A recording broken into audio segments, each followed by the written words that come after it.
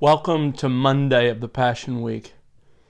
You know, the events that unfold on Monday really began on Sunday. When Jesus made the triumphal entry, he left that wonderful parade into the city in which he was proclaimed king by his followers, and he went directly to the temple. And the scripture is clear that he made an intentional survey of everything that was happening at the temple. It's that forms the foundation for what happens on Monday. Two main events occur on Monday of the Passion Week.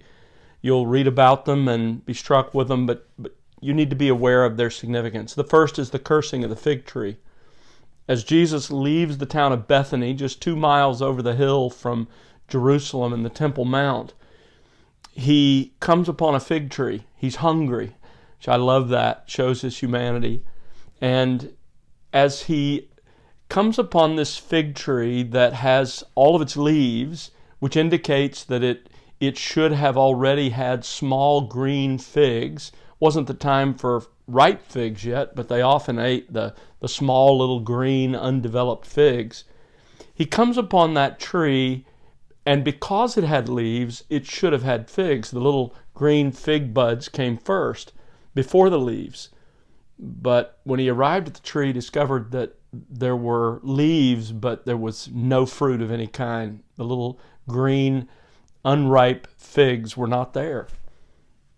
This became the perfect illustration for what was happening at the temple where he was about to go. There were all the leaves, all the show, all the religion, all the ceremony, but there was no real spiritual worship going on. All leaves and no fruit. And so Jesus curses that fig tree, and that really is a powerful indication of his view of first century Judaism and what it had become. And so then he leaves that fig tree, probably around the city of Bethpage, which means house of figs, and he headed over the Mount of Olives and down to the Temple Mount. And when he gets to the Temple Mount, the second major event of the day, Monday, unfolds, and that is he cleanses the temple for the very second time in his ministry.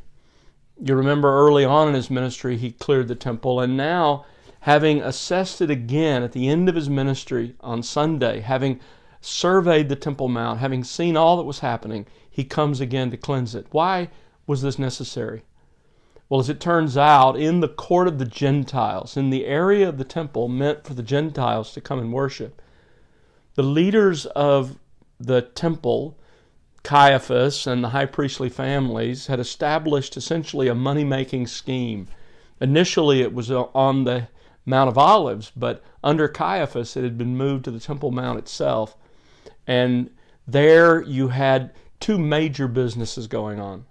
The first was a money exchange business, because the money of the first century was pagan, it was Roman, had an image on it. It couldn't be used at the temple, the leaders said. So you needed to exchange your money in order to use it there. So the closest they felt that they could get was the money from Tyre, and so they would exchange the normal pagan Roman money for those coins. And of course, they kept a percentage, somewhere around 4 to 8 cents on the dollar in contemporary terms. And then you took that money, you still didn't have what you needed for sacrifice. You took that money and you bought the necessary sacrifice that you maybe weren't able to bring with you, or perhaps the one you brought had been damaged in some way and been judged by the priest as blemished. And those animals were typically inflated in price, so you're paying more than you would have paid anywhere else. And so it was a money-making scheme of the highest order.